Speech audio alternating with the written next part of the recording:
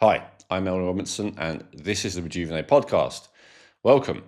So, the first thing I actually recommend that you do before listening to this episode is go to Hormetics, HORMETICS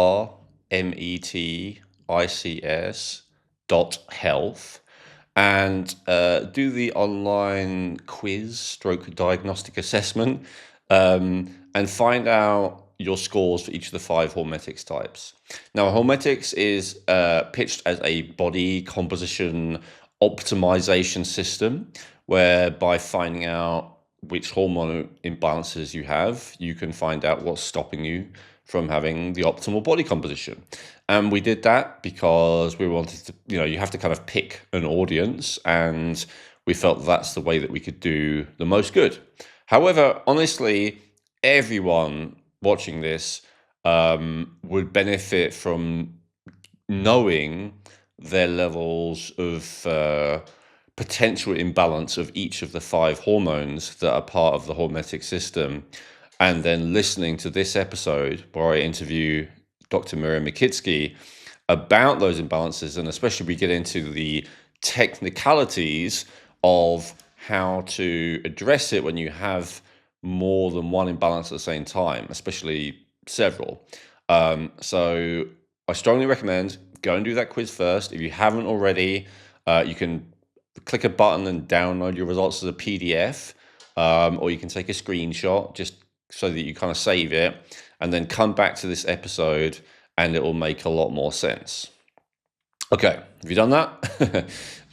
So let me just break them down quickly for you. So the five hormonal imbalances that we focus on in the hormetics system is number one, leptin resistance, which is where basically the long-term satiety hormone, leptin, is not getting through and giving the correct signal to the cell. What does that mean? We don't feel satiated. And so that people with that have a tendency to overeat. Number two, insulin resistance. Very similar as leptin resistance in the sense that the signal is not going to the cell. The difference here, of course, is that insulin is responsible for, well, many things, but I'm going to keep this intro very simple. The delivery of glucose into the cell. And so people who have insulin resistance, first of all, it's a major red flag for a lot of more serious issues. But in a practical sense, they're likely to have blood sugar imbalances. So whereas with leptin resistance, you tend to overeat, especially during a meal. With insulin resistance, you're often kind of tempted to eat throughout the day. And of course, you can have both. Number three is cortisol dominance. So this is where cortisol and often adrenaline as well tend to be excessive. This is basically the type A personality, the high stress type. And over time, when that cortisol is high, this could lead to high level of body fat, especially high body fat in relation to the level of muscle mass. Number four, estrogen dominance, which is where this hormone that's thought of as a female hormone, but men have it too. And actually, once they get into their 40s and 50s, often men even have it higher than women. And so this hormone, I guess similar to cortisol, can lead to an excess of fat, especially compared to muscle mass, as well as a whole host of other problems as well. And then lastly, low metabolism, which we've called that because there is more to it than only the thyroid hormone, but the hormonal system would be the thyroid hormone system. And so low metabolism, of course, means that your body is not making energy at the rate that it should be. It's operating at a low energy level. Your mitochondria are not very effective or able to produce enough energy. And so a huge amount of systems that require that energy are functioning at a suboptimal level, and a huge amount of systems kind of have to kick in to compensate for that, often actually adrenaline and the adrenal system. And of course, the relation to body mass and body composition is that people with a low metabolism often find it hard to lose any weight, even when they genuinely eat a low-calorie diet, because their body just isn't burning as many calories. So those are the five different hormonal imbalances that Hormetics addresses. And, there's a couple of others that you may include if you want to do a very complete, you know, evaluation of someone's entire hormonal system, but actually that's a pretty good review for anyone, for any symptom or any issue, not just body composition. So we'll get into the interview with Dr. Miriam now. A couple of just warnings. There was a bit of an issue that day with technical stuff, so hopefully we fixed it enough in post-production that you don't notice. But if you do notice any kind of audio, suboptimal sound quality, then apologies for that. The suboptimal video quality we definitely won't have been able to fix in post-production. There was an issue with my camera. So we got like a Mac, just a laptop camera with the worst possible angle, like filming up at me. That's our backup camera in case our main camera failed. So I know most of you probably don't watch, even if you're on YouTube, just listen, which is fine. But if you do happen to watch and wonder what on earth happened to me, that would be it. So in this interview, we're really specifically looking at what do we do with the 5 different types. The way that the Hormetics.health is currently structured is it basically says, when you get some results page, it says, this is the hormonal imbalance that you have the highest level of. So just address that first, and then come back after a while, retest again, see what the new hormone is that's the top. And hopefully, as you keep doing that, the scores for all of them will go down and you will become healthier, fitter, a more optimal body composition, etc. And that's very practical, and it helps to stop people getting overwhelmed. However, we know that sometimes, you may have a very similarly high score for more than one. You might have a similarly high score for several hormonal types, and you might be wondering what to do in that case. And of course, it is case by case. But that's why I invited Dr. Miriam on, with her abundance of clinical experience with this issue, especially hormonal imbalances is certainly one of her specialties, to talk about her experience of what you do when there are multiple hormonal imbalances like this. So just before we get into that, say one more thing. I have my Rejuvenate Blueprint book series coming out soon. There's going to be one book for each of the 7 root causes of all chronic disease that you absolutely don't want to miss. And when I launch each of them, I'll be doing so at an extreme, over 90% discount. And you don't want to miss that. And the way I coordinate these podcasts, I'm not going to be announcing on the podcast to give you enough time. So the only way to get those notifications is to go to either elwynrobinson.com, which is more made for people who are potentially interested in coaching services, or advancedhealthgenetics.com, which is my platform for genetics, supplements, health education, all the rest of it. Go to either of those and opt in, right? Give me your name and email address when the pop-up comes up. Now, don't worry about me sending you a barrage of stuff. There might be like a few emails I send initially that are just kind of set up to welcome you. But when's the last time I wrote an email to my list? Probably a couple of months ago. I don't do it frequently, so don't worry. I'm not going to be bombarding you on an ongoing basis, but I will send you a couple of emails around that time when that book launches and there's that 90% discount. So make sure, if you're not already if you ever bought anything from me, then don't worry, you're already there. But if you haven't, no problem. Just get on that list to make sure you hear about it first when those books come out. I promise they will be worth it. And without further ado, let's get to the interview. Hey, it's Owen Robinson. This is the Rejuvenate podcast, and I'm thrilled today to be joined once again by my favorite guest expert, Dr. Miriam Makitsky. Thank you for joining us, Dr. Miriam. Thank you for having me, Owen, as always. So I really wanted to do today's interview with you, Dr. Miriam, because I want to discuss the Hormetics types. Now, of course, if you don't know what we're talking about, go to Hormetics.health. There is an online quiz there you should be able to see first. That's co-developed with Dr. Miriam that helps you assess yourself and gives you a score for each of the 5 different hormonal imbalances, which we've identified are usually, if not always, at the root of a suboptimal body composition, which basically usually means, feeling like you're overweight. And so the 5 different hormonal imbalances in a nutshell are leptin resistance, insulin resistance, cortisol dominance, estrogen dominance, and low metabolism. And that quiz will help you identify it. But Dr. Miriam, the most common question I get from people once they do the quiz, and sometimes even before, is, what about if I am more than one type, because obviously that's often the case. We rarely see one hormonal imbalance without, well, at least some degree and often a large degree of at least some and often all of the others. And so the way that we've kind of done it at the point of recording anyway, the quiz, to say, look, we're going to give you your number one type. Just work on that for now, then redo the quiz in around 3 months, and maybe you'll have a new number one type because hopefully you'll fix that top type. And as as you go through it, you'll just have less and less of a high score for all of them because you're fixing things at a root cause level.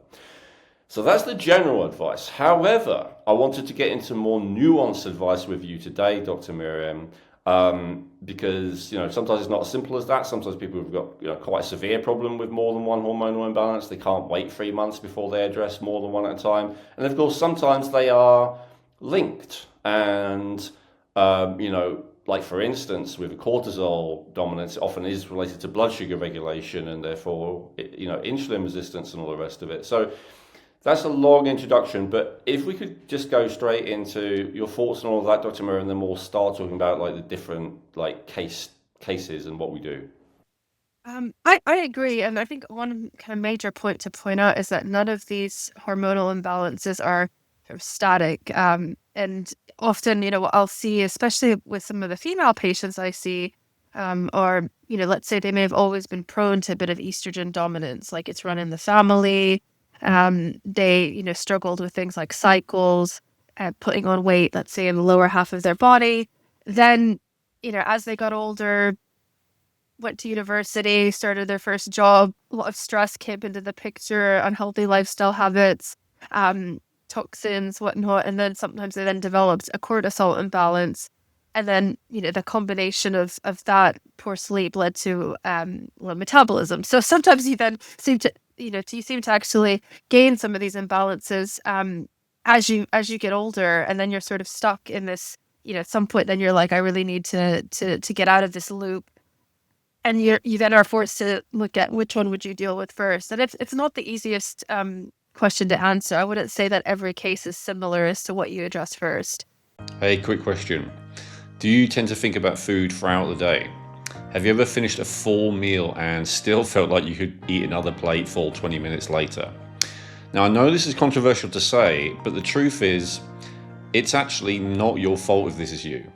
You're not greedy, you're not undisciplined, you're actually leptin resistant, and you're not alone. Leptin resistance is a consequence of living a modern lifestyle of excess blue light, excess stress, not enough sleep, and chemical food additives, among other things. It is the number one reason so many people, especially in their 40s and 50s, feel hungry 24/7 and can't shift the weight no matter what they try. Hi, I'm Elwyn Robinson from the Rejuvenate podcast, and I've just launched the leptin balance formula as part of the new Hormetic weight optimization system.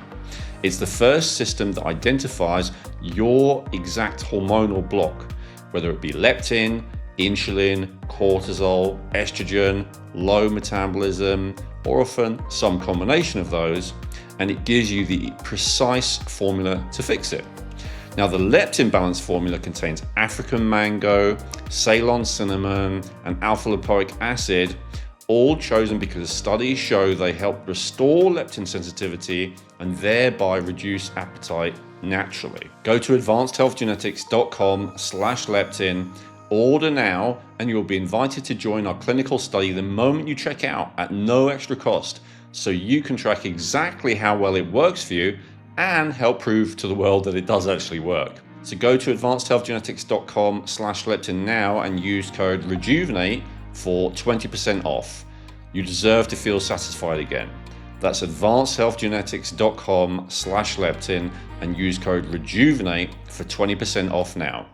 So let's talk about it, Dr. Miriam. We talked about in a previous interview how insulin resistance is probably the most common of the 5 hormonal imbalances, which are root causes of suboptimal body composition, or like gaining weight, not being able to lose weight. Let's start with insulin resistance, and like, what do you often see it combined with, and how do you address the situation when it is combined with various things? Does that make sense? Let's start with what do you most often see it combined with? With insulin resistance, I think I see it most combined with cortisol imbalance. And then I think extrapolating it that the cortisol imbalance is contributing to the blood sugar fluctuation. Um, and then also the habits people tend to have if they're a high cortisol type often then favor that they make that insulin balance worse through lifestyle habits. Mm. That makes sense to me, but let's expand on that a bit more. We haven't explained the whole hormonal imbalances. Please, again, if you have, watch our previous episodes. There should be a book out soon. Go to hormetics.health and it will, in a nutshell, tell you what the type is, at least your top type.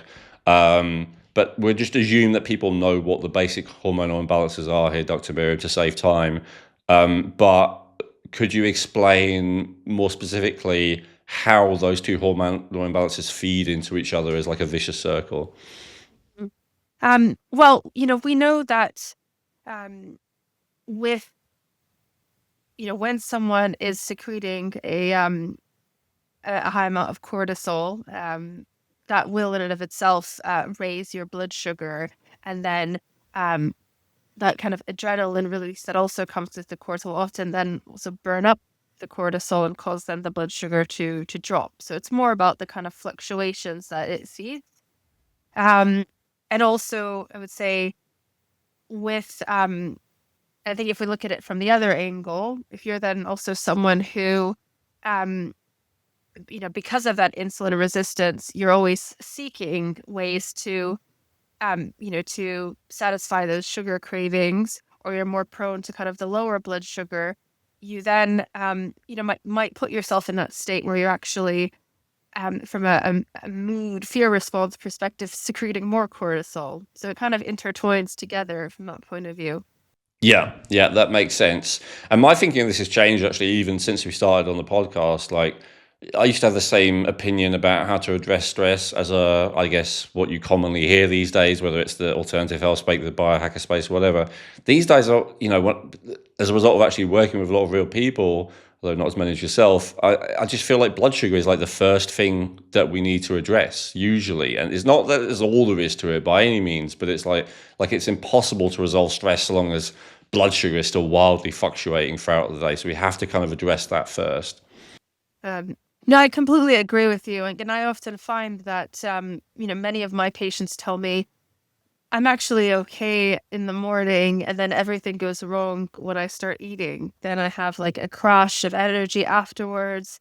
I can't quite seem to get, I feel tired. I can't seem to sort of get my mojo back, so to speak, for the rest of the day. And then I'm relying on sugary snacks, coffee, things to help kind of give me a momentary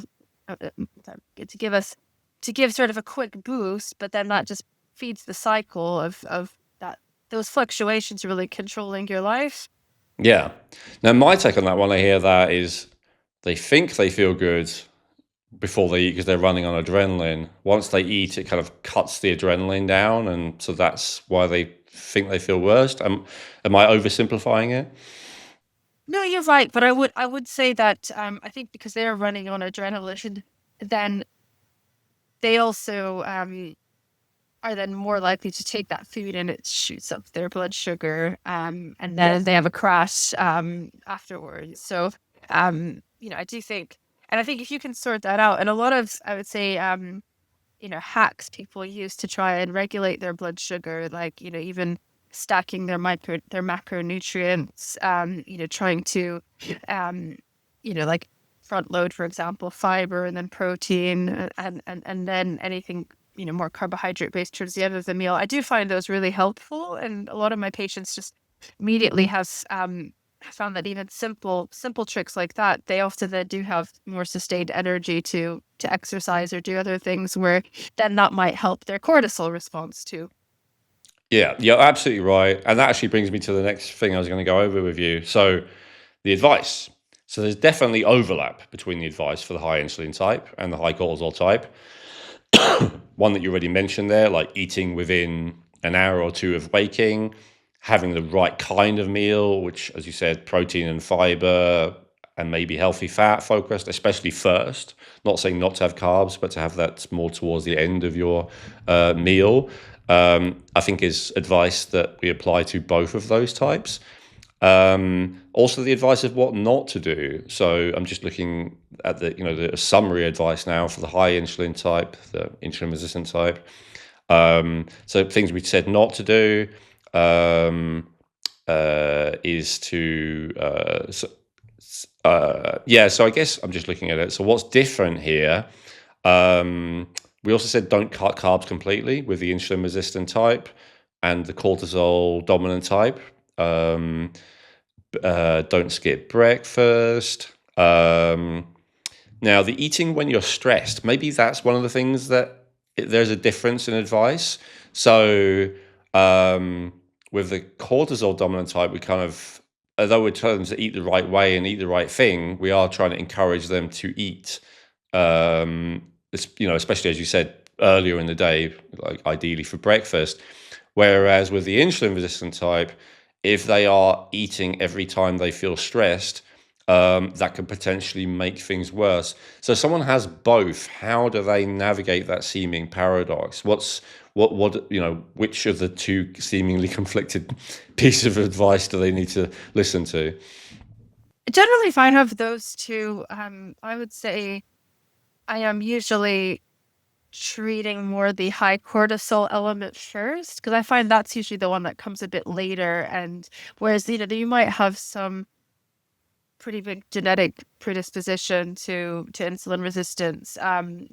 Whereas, there's not as much genetics. I mean, okay, there are always genetics involved, but I would say There's that people definitely often some, tend but I to. know what you mean. Like in advanced health genetics, we see about 10% of people have a genetic predisposition to high cortisol. I'm one of them, but it's not that common. Whereas the tendency towards insulin resistance and metabolic syndrome is 30-40%. So I hear what you're saying. Like both are possible, but the insulin resistance is definitely more common.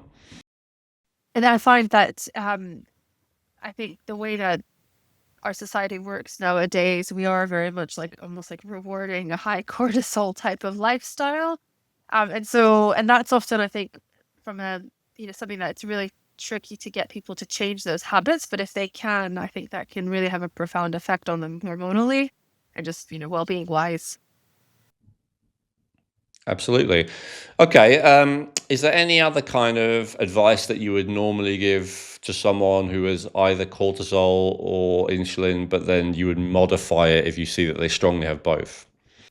I'd say with exercise in particular, we've been taught that if you have very high cortisol, then ideally your sort of movement exercise regimen should be more on how do you help break down that cortisol, relax the nervous system, sort of less focused on burning calories, sweating, fat loss, which I would say, like in an insulin resistance case might be more the case.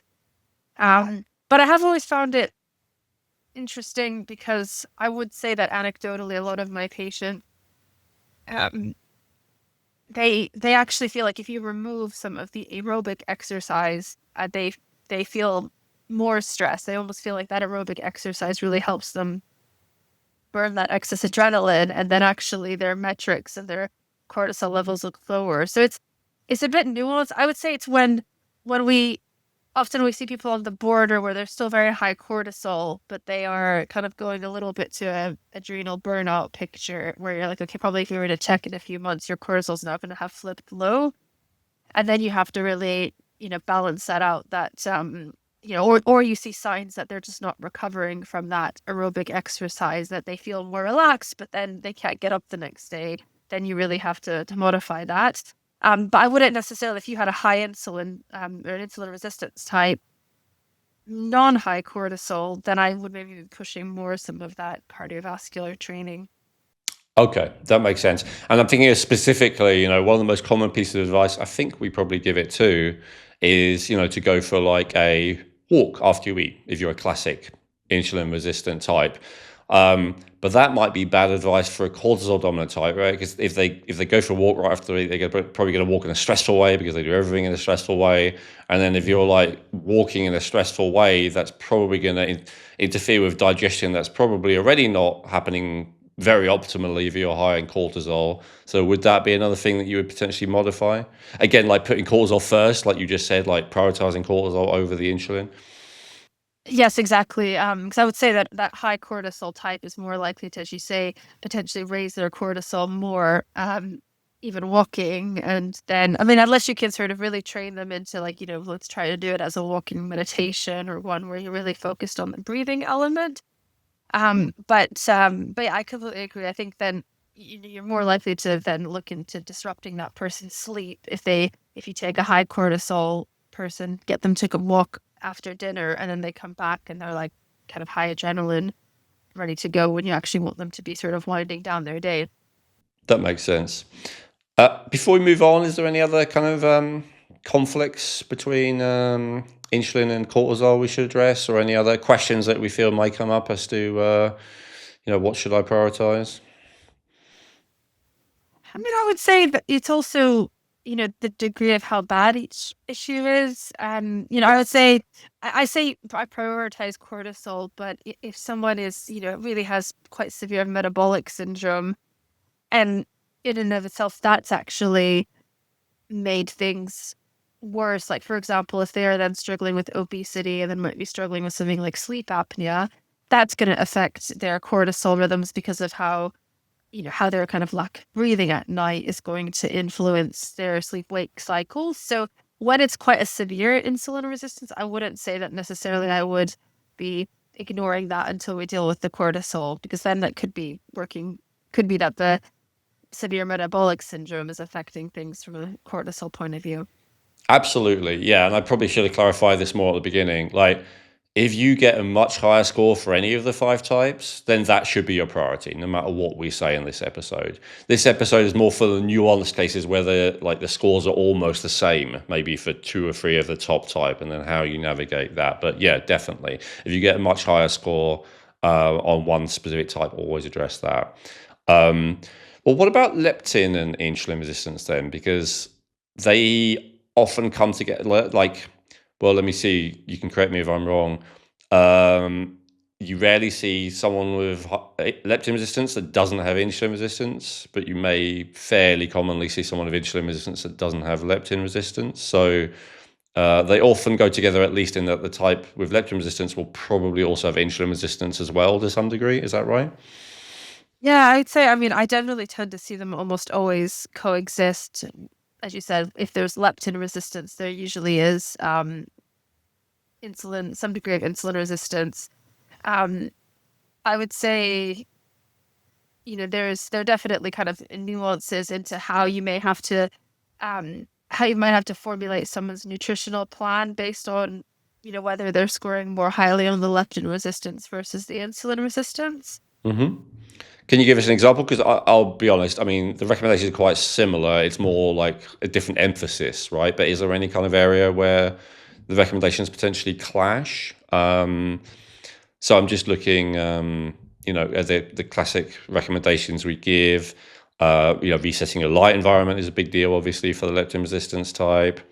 Eating a high oxidant anti-inflammatory diet. Strength train and move daily. For insulin resistance, it's pretty similar. There's more of a focus, obviously, in keeping blood sugar balanced specifically. So we're talking about building balanced blood sugar stabilizing meals, protein and fiber, focus, all that stuff we talked about. Eating within 90 minutes of waking. So, um, yeah. Is there any kind of area where there is sometimes a clash of priorities?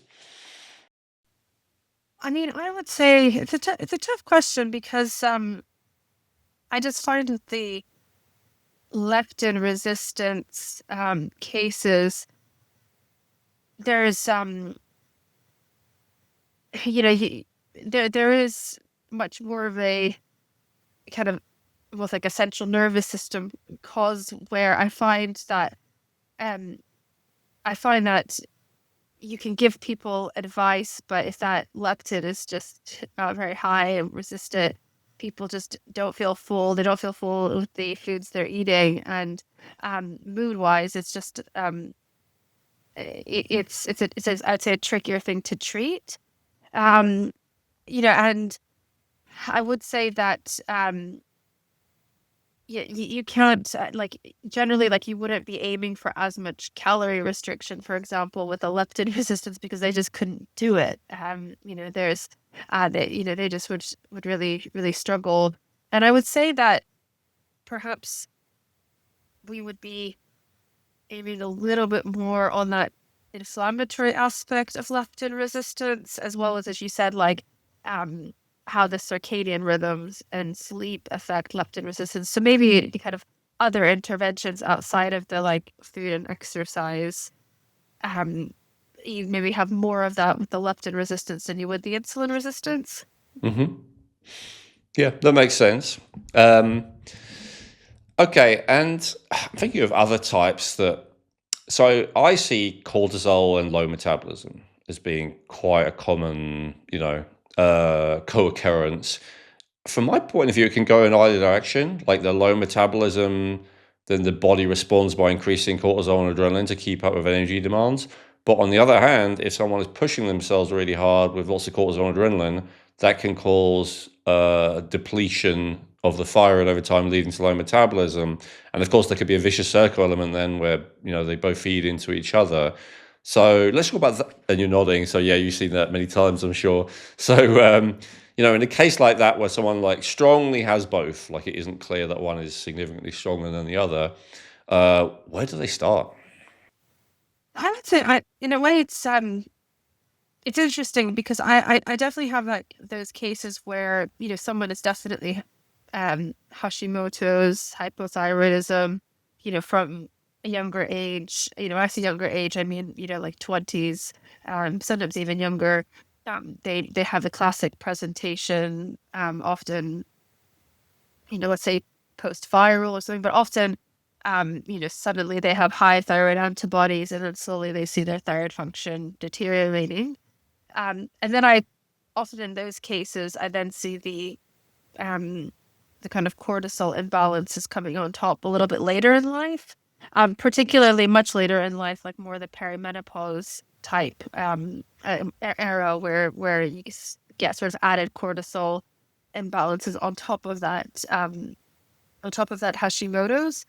Um, but then, as you said, yeah, I do see quite a lot of the opposite type where suddenly someone's thyroid isn't, if not maybe classically meeting the criteria for Hashimoto's, like the levels don't look that bad, but the thyroid hormone levels are certainly not optimal. And when I like look at the timeline, we can see that that's come after, quite profound periods of stress and high cortisol. Um, and so I see it, I would say, just kind of agreeing with you. I definitely see it in both cohorts, but it's usually kind of the presence of the antibodies that I usually like. I will then makes me determine that it's usually the thyroids come first. That's the distinction. Okay, that's really Yeah. helpful. Okay, so yeah, and like Wilson's temperature syndrome, of course, which I did an episode on. That's actually how I found you. That's talks about that adrenaline, cortisol first, causing elevated reverse T3, which then causes suboptimal thyroid function. But as you said, yes, it can definitely go the other way. Well, so okay. Um, let's uh, let's talk about both cases then. So if someone relates to I had Hashimoto's when I was still quite young. Now I've also got significant cortisol issues, maybe as you said, as a result of decline in sex hormones, um, and they have a equally high score in both of those types. What should they prioritize? Um, well, I would say the cases I see typically their thyroid function hasn't been optimized, and so um, I usually will actually address that first because I find it will often things will improve quite quickly. And I think some of the reasons why they're then stuck in that high cortisol scenario is because their thyroid is not optimized. Like they're really struggling with fatigue. They're relying on certain like interventions, like quite a lot of caffeine or other things that are then pushing their body into that high cortisol response. And if they feel like they have sort of more sustained energy through the day, they're also, maybe have less brain fog, feel like they're able to do certain things where actually um, they sorry, let me just rephrase that. Like they feel like they have more sustained energy throughout the day, um, and they're also then less susceptible to um, to making kind of the poor lifestyle choices that then make the adrenal um, cortisol imbalances worse. Does that make Absolutely. sense? Yeah. Absolutely, yeah, and that's I said that when someone is stressed, I look to their blood sugar balance first, but I've realised actually listening to that it's actually case by case because the other thing is like I'm just asking, are they just low in energy, full stop, and are they using stress just to be able to function? And I think that's often the case. And so if that's what it is, yeah, you've got to look at metabolism and thyroid first. So yeah, 100%, 100%, that makes sense. So you would prioritize the thyroid interventions first in that case. Actually, so whether the thyroid came first or whether the cortisol came first, in either case, you would prioritize bringing the thyroid and the metabolism back into balance first.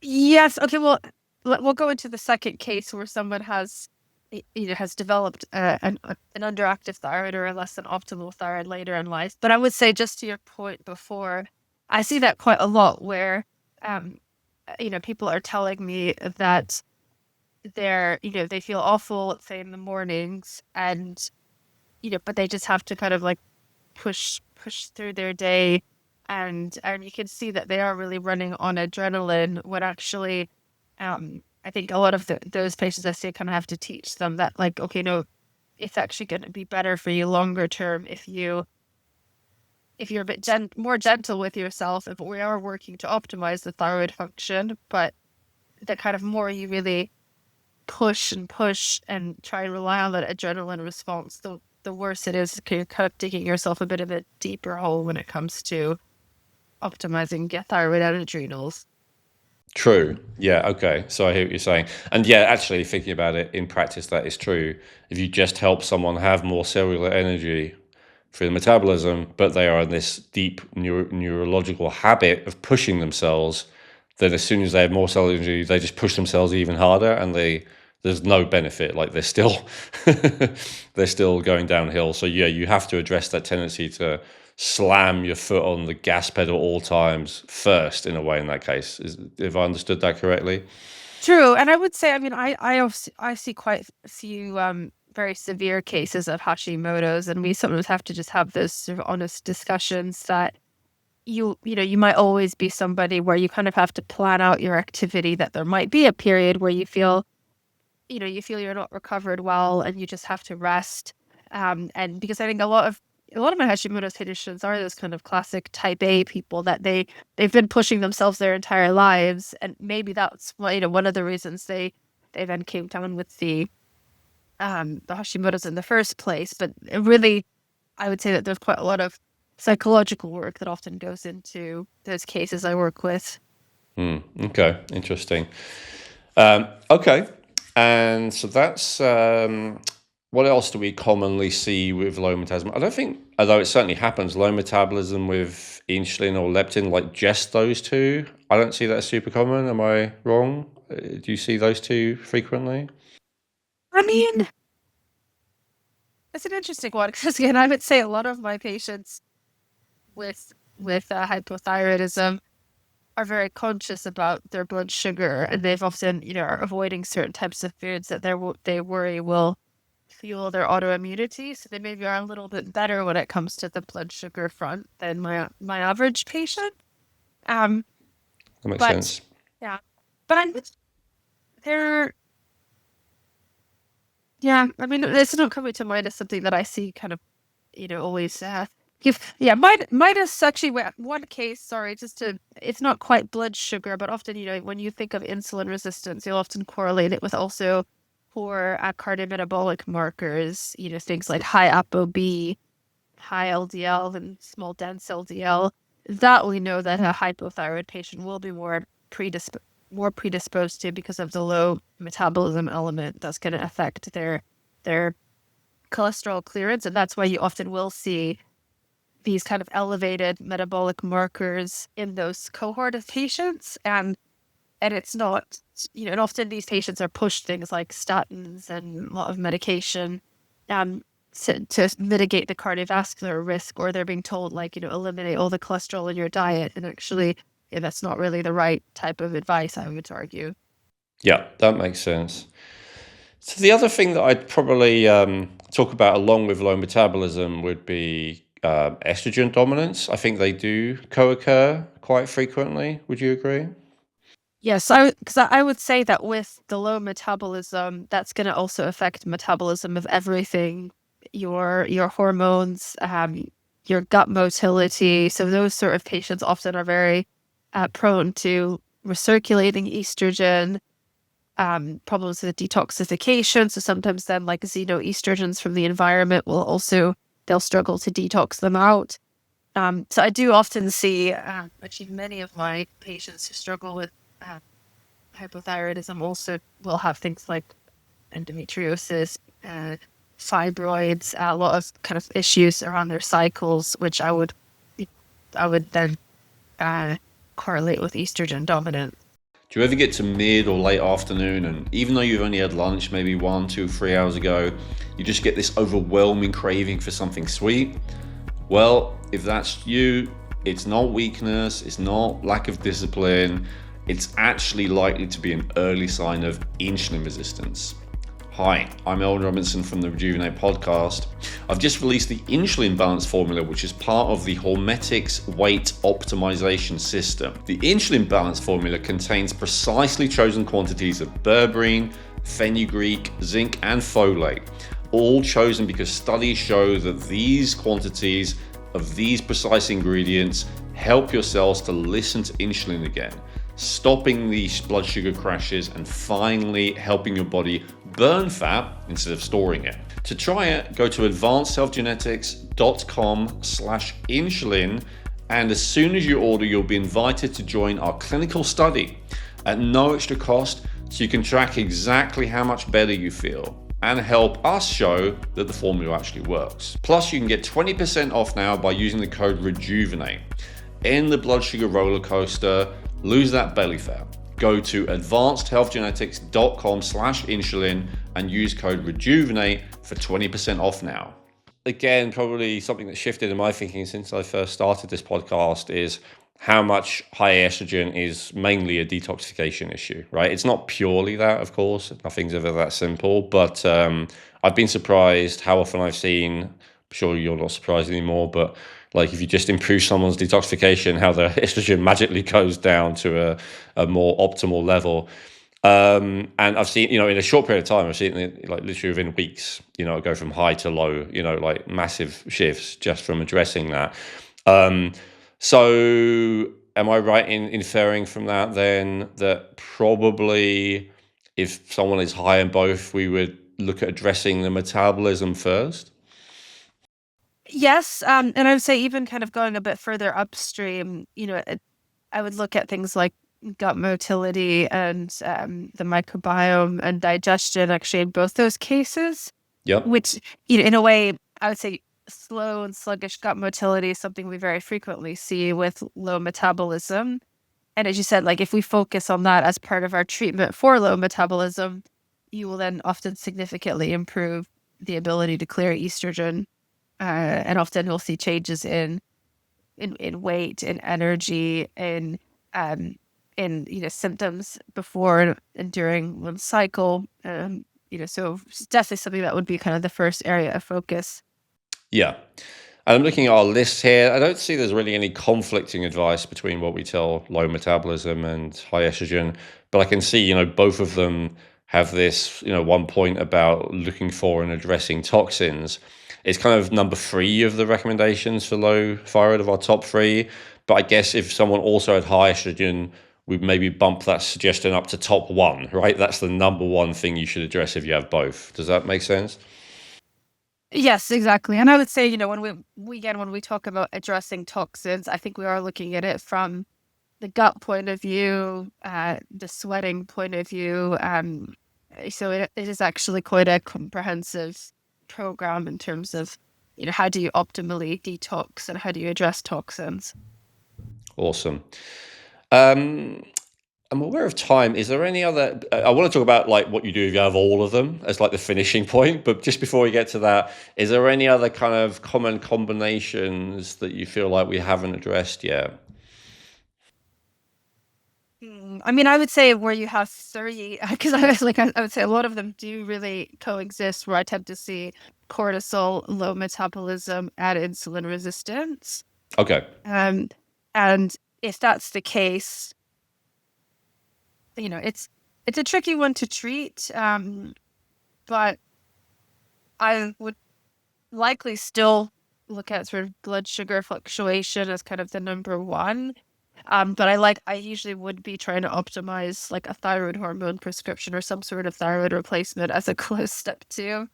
Um, and then maybe, you kind of get to this point where you don't want people to be, taking so many things and essentially being like kind of a green pharmacy approach. But I would say from a lifestyle perspective, some of the practices that I would then try and advise would be more maybe addressing that cortisol and blood sugar. So in a way, it does end up being an approach where you're doing a lot for all three. But I would say maybe it's worth dividing that in terms of like prescriptions and things. Generally, I would be trying to optimize their thyroid prescription earlier.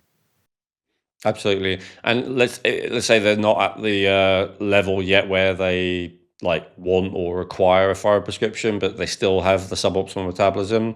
We'd still recommend like they follow the steps to like try and improve their metabolism, right? Even if they're not at prescription level yet. Exactly. Yes. No, definitely one, same sort of approach where we'd be looking at what kind of nutrients the thyroid needs. Are there heavy metals and toxins that need to be cleared? Could they benefit from certain like bioregulators and peptides that they could use? So it doesn't always have to go straight to a prescription.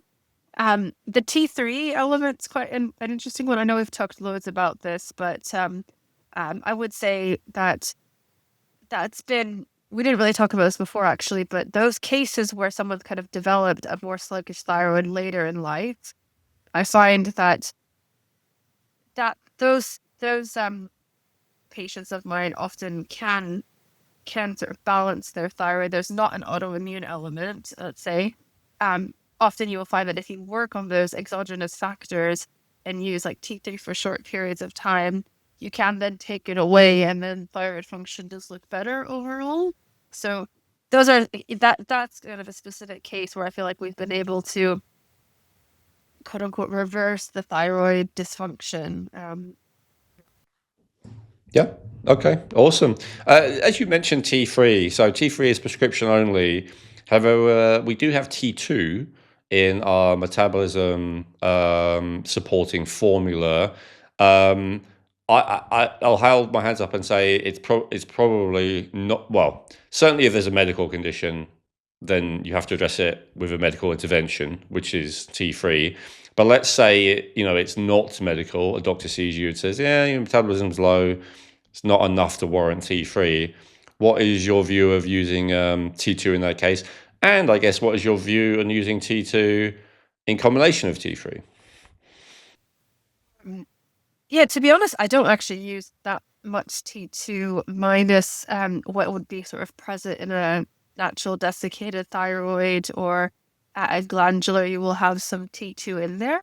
Um, but I wouldn't see any, I mean, I think it could be beneficial because ultimately, like you do have your T2 and it's just, yeah, not something that I've really, like, I'm not aware that you can like use exogenous T2 as a prescription. I think it's usually in a formula. Is that not correct?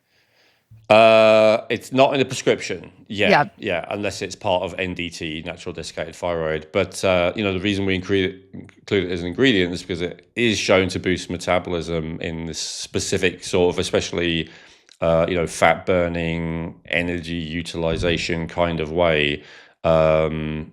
But as you say, it's normally part of a supplement rather than basically it's a supplement, not a medication. Yeah, I would say actually on that point, when you are checking bloods and you see that someone is low in even low normal, but kind of on the lower end of both T4 and T3, that I would usually lean towards like a natural desiccated thyroid. So we would assume then that the T2 is probably also low. It's just kind of a global depletion of the thyroid hormones, and then I think it would be very effective.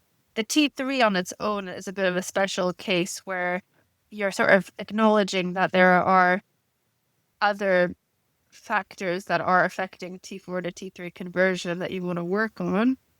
And the T3 is kind of bridging the gap to kind of give the thyroid a bit of respite. And then once you sort of fix that, the idea is you're able to then say come off of the T3, and all of a sudden the thyroid is fine producing, well enough T4 and converting it well into T3. Yeah. Okay. I've realized there's another combination actually we didn't address that's probably fairly common, and it's cortisol and estrogen. Um, what's your, do you see, first of all, do you see that combination where it's just those two primarily that are high? I mean, I would say maybe not as much as, because I tend to see more high cortisol and, for example, like PCOS, which isn't really a high estrogen, it's more a high testosterone, sometimes high estrogen, but a bit of a hormone detox issue and high insulin levels. Um, except I'm Maybe thinking that's also, maybe that's more of a male thing then, because you're talking about female issues then. Yeah, I think like with men with high cortisol and stress, their conversion of testosterone to estrogen increases, and then they're ending up estrogen dominant, and maybe it's different in women. no, you're right. I didn't even think about it because as you can tell, a lot of the people I see for hormone replacement are females. But no, you're completely right. I see that actually in quite a few males where that is a central issue, and they've become estrogen dominant because of that peripheral conversion of into estrogen, which often is cortisol driven. So no, that's extremely common. And then I would say you could also argue that the insulin resistance element often also coexists with that. Yeah. Um, and then I would say kind of the intervention is usually more geared towards lowering cortisol and more nutritional interventions, that weight training, things to try and reduce the adipose tissue fat percentage to try and prevent that peripheral conversion. If they have a tendency to high cortisol, though, is telling them to exercise more always helpful, or is that a chance that that's going to just deplete and exhaust them more? It's a tough one. I would say that if they are focused a bit more on strength training and not overdoing it with the strength training, so like not maybe having slightly less weight, more reps, just making sure that the next day they feel they're able to recover well, then I think it's okay. It's more I would advise against for those types, very like long distance running, kind of ultra marathon type events, long, more cardiovascular exercise where I would say I probably would want to try to time to rein that in a bit.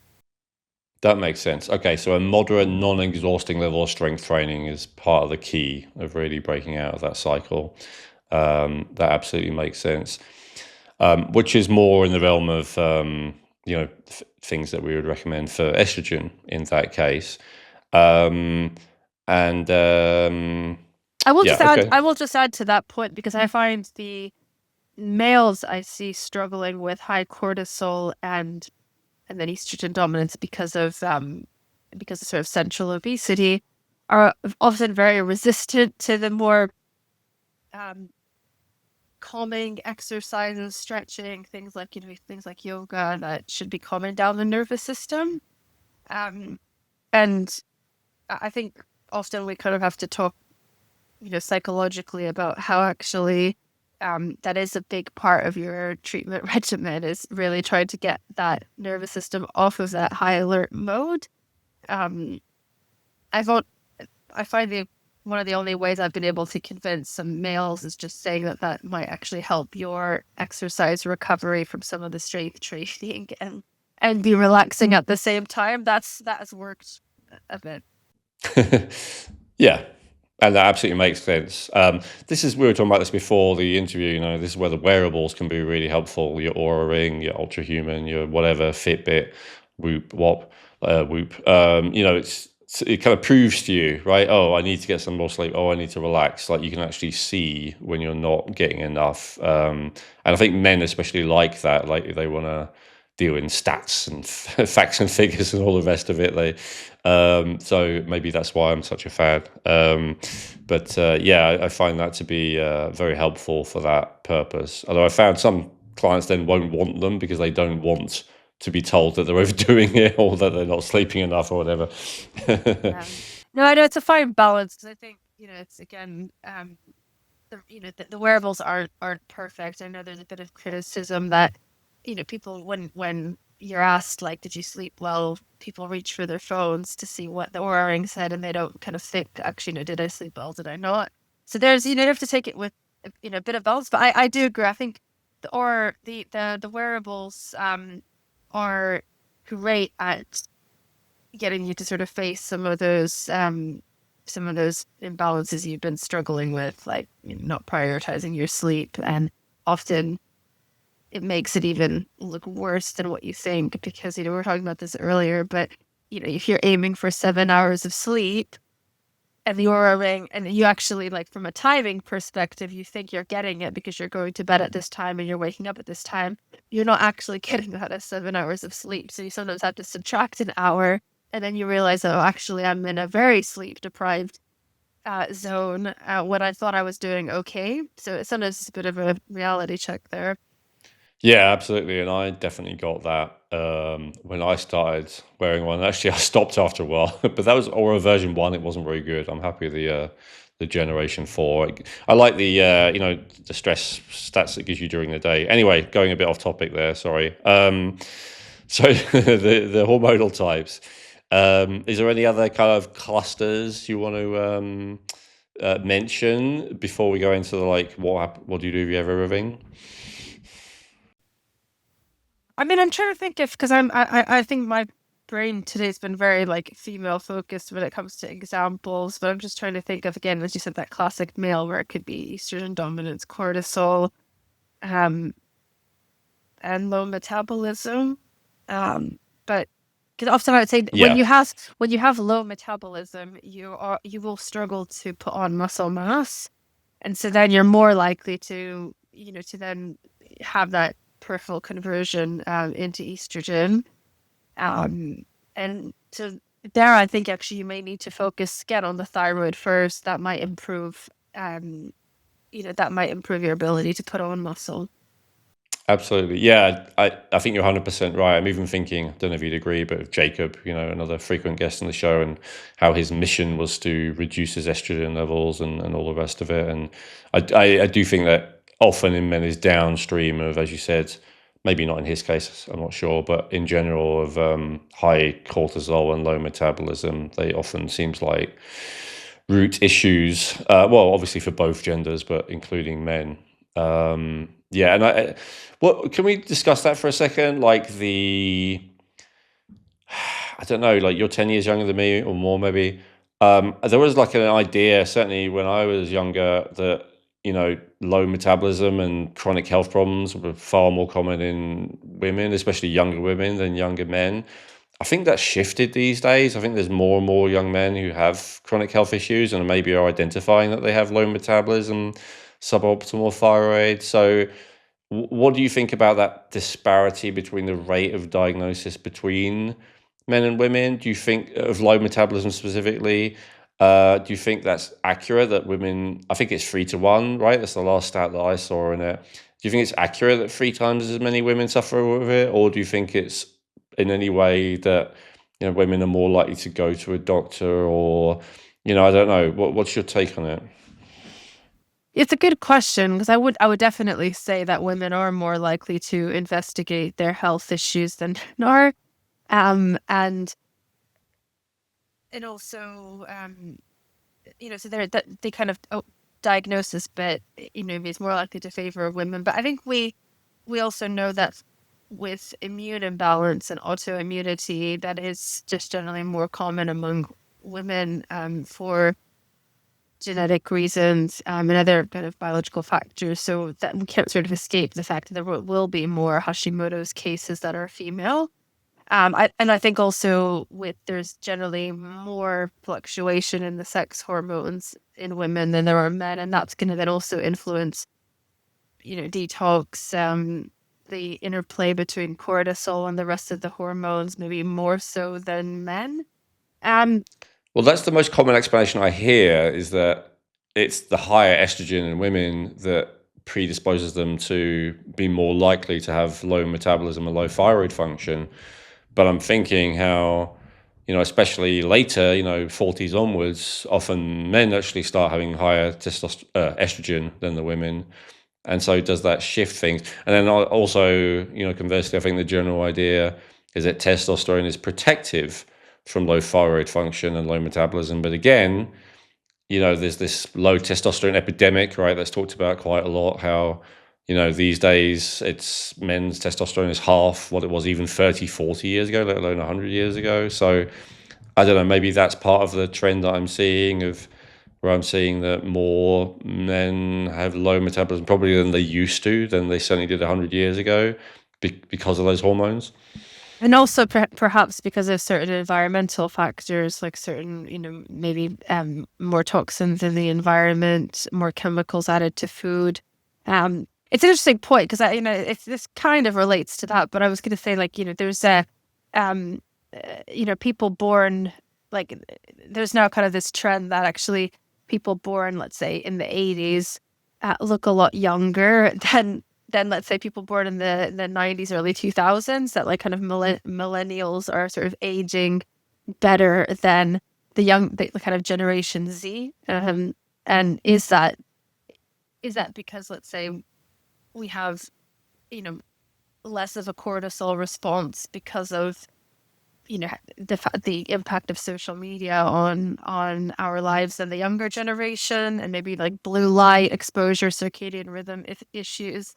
Or is it, something about the food supply, the water supply, generally different cultural time, and so um, it's an interesting debate, because I would say that I've been pretty surprised at how many younger people I see with certainly like metabolic syndrome and insulin resistance. But I think culturally, people are spending less time outside. There's a very kind of almost like bipolar spectrum of, like, either you're very into wellness and fitness as a younger person, or you kind of are like, I don't identify with that culture, and maybe the other way, less of a balanced approach.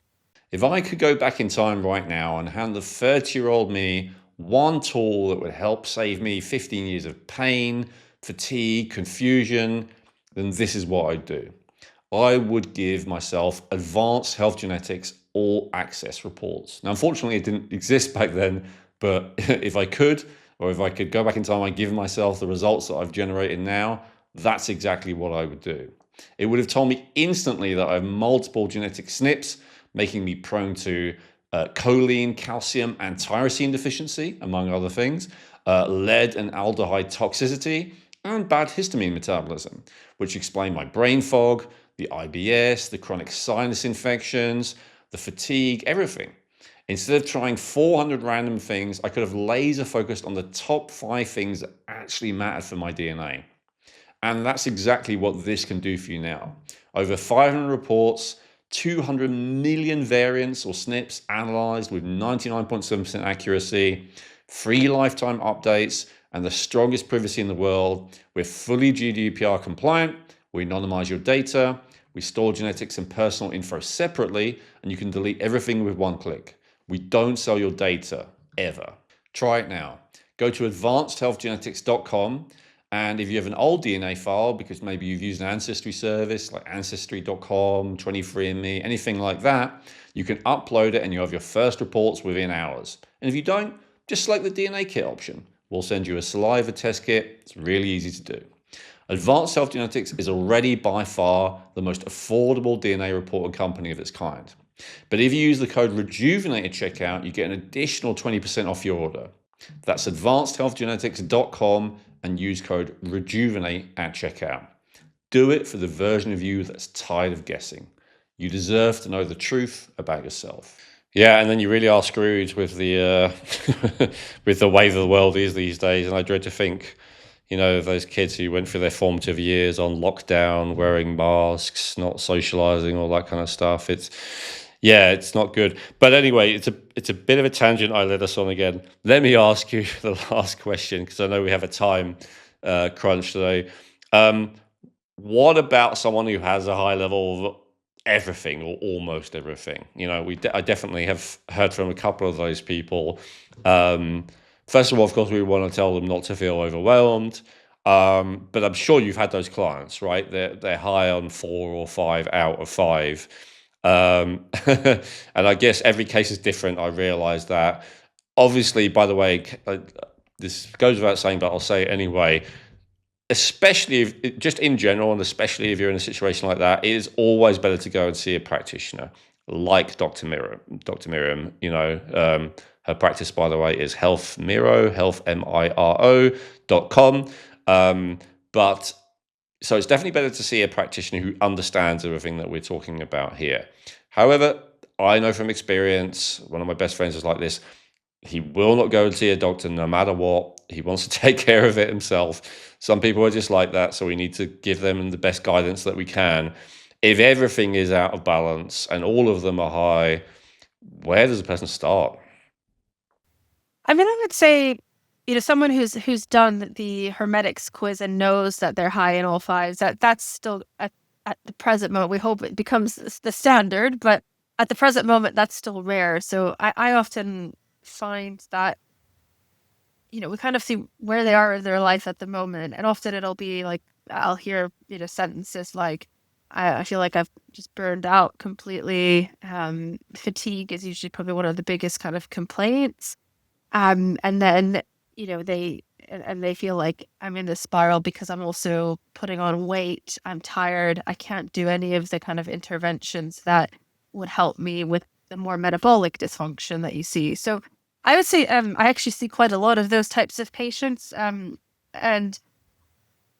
this is where, it does really require a multifactorial approach. So, I will often see them more for the hormone optimization replacement bit, but generally I'd also want them to be working with a nutritionist, maybe a personal trainer or an athletic coach that also can set a more appropriate routine for them.